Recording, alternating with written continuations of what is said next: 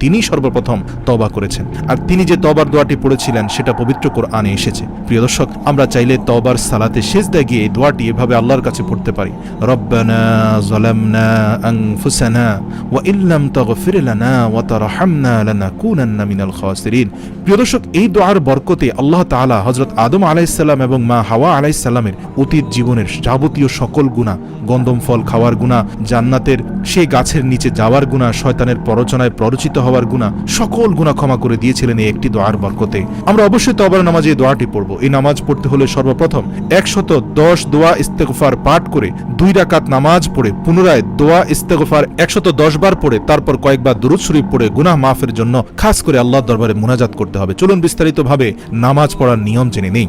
প্রথমে ইন্নী ওয়াজ্জাহতু ওয়াজহিয়া লিল্লাযী ফাতারাস সামাওয়াতি ওয়াল আরদ হানিফা ওয়া মা আনা মিনাল মুশরিকিন, এই দোয়াটি পড়ে আপনি শিরক থেকে মুক্ত হয়ে রব্বুল আলামিন